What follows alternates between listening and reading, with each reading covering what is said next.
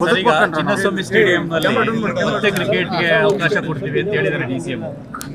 ಇದೇ ಡಿಸಿಎಂ ಅವರು ಸನ್ಮಾನ್ಯ ಮುಖ್ಯಮಂತ್ರಿಗಳು IPL ಅಲ್ಲಿ ಕಾಲು ತೊಳೆತಕ್ಕೆ ಒಳಗಾಗಿ 11 ಜನ ಸತ್ತಾಗ ಆಗ ಸಾಕಷ್ಟು ಇಡೀ ದೇಶದಲ್ಲಿ ಸದ್ದಾದಾಗ ಇನ್ನು ಮುಂದೆ ನಾವು ಯಾವುದೇ ರೀತಿಯಾದಂಥ ಇಲ್ಲಿ ಕ್ರೀಡೆಗಳಿಗೆ ಅವಕಾಶವನ್ನು ಕೊಡೋದಿಲ್ಲ, ಇದನ್ನು ಹೊರವಲಯಕ್ಕೆ ನಾವು ಕ್ರೀಡಾಂಗಣವನ್ನು ಬದಲಾಯಿಸ್ತೀವಿ ಅಂತೇಳಿ ಈಗಾಗಲೇ ಆನೇಕಲ್ ಇಂದ್ರವಾಡಿಯಲ್ಲಿ ಕೂಡ ಸುಮಾರು 70 ಎಕರೆ ಜಾಗವನ್ನು ಭೂಸ್ವಾಧೀನವನ್ನು ಕೂಡ ಮಾಡೋಂಥ ಪ್ರಕ್ರಿಯೆಯಲ್ಲಿದೆ.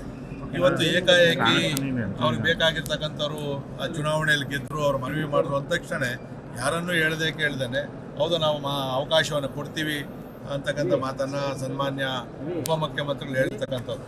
ಅವ್ರ ಸ್ವಭಾವ ಏನು ಅಂತಂದರೆ ನಾನು ಹೇಳಿದ ಮೇಲೆ ಅದಾಗಲೇಬೇಕು ಅನ್ನೋ ಥರ. ಇವತ್ತು ಕ್ಯಾಬಿನೆಟಲ್ಲಿ ಅದನ್ನು ಇಟ್ಟು IPL ಅನ್ನು ಮಾಡ್ತೀವಿ ಅಂತೇಳಿ ನಾವು ಕೂಡ ಕ್ರಿಕೆಟಿನ ಪ್ರೇಮಿಗಳೇ, ನಾವು ಕೂಡ ಕ್ರಿಕೆಟ್ ಆಡ್ತಕ್ಕಂಥವ್ರೆ. ಆದರೆ ಇವತ್ತು ಕೇವಲ IPL ಅಲ್ಲ, ಬೇರೆ ಯಾವುದಕ್ಕೂ ಕೂಡ ಅವಕಾಶ ಕೊಡೋದಿಲ್ಲ. ಇವತ್ತು ನಾವು ಶಾಸಕರು ಮತ್ತು ಮಾಧ್ಯಮದವರು ವಿಧಾನಸಭೆ ಮಂಡಲದಲ್ಲಿ ನಾವು ಒಂದು ದಿನ ಕ್ರಿಕೆಟ್ ಆಡ್ತೀವಿ ಅಂದರೂ ಕೂಡ ಕೊಡಲ್ಲ. ಅಂದರೆ ಅವರು ಒಂದು ರೀತಿ ಸರ್ವಾಧಿಕಾರವನ್ನು KCNಲ್ಲಿ ಮಾಡ್ತಾ ಇರ್ತಕ್ಕಂಥದ್ದು. ಅದಕ್ಕೋಸ್ಕರ ಮನವಿ ಮಾಡ್ತಕ್ಕಂಥದ್ದು ಒಂದು, ಇವತ್ತು ಬೆಂಗಳೂರು ನಗರ ಭಾಳ ದೊಡ್ಡದಾಗಿ ಬೆಳೆದಿದೆ, ಇವತ್ತು ಕೇಂದ್ರ ಸ್ಥಾನದಲ್ಲಿದೆ. ಅದ್ರ ಕೆಪಾಸಿಟಿ ಇರ್ತಕ್ಕಂಥದ್ದು 25,000 ಸೀಟ್ಗಳಿರ್ತಕ್ಕಂಥದ್ದು, ನೋಡೋವಂಥವ್ರು ಭಾಳ ದೊಡ್ಡದಲ್ಲಿದೆ. ಇನ್ನೂ ದೊಡ್ಡ ಕ್ರೀಡಾಂಗಣವನ್ನು ಕಟ್ಟಲಿ, ಅಲ್ಲಿವರೆಗೂ ಕೂಡ ಈ ಸ್ಟೇಡಿಯಮಲ್ಲಿ ಕ್ರಿಕೆಟನ್ನು ಆಡ್ತಕ್ಕಂಥದ್ದು ಅಷ್ಟು ಸೂಕ್ತ ಅಲ್ಲ. ಮತ್ತು ಟ್ರಾಫಿಕ್ ಜಾಮ್ ಆಗ್ತದೆ. ನಾಳೆ ಮತ್ತೆ ಏನಾದರೂ ಹೆಚ್ಚು ಕಮ್ಮಿ ಆಯಿತು ಅಂತಂದರೆ 11 ಆತ್ಮಗಳಲ್ಲಿ ಓಡಾಡ್ತವೆ.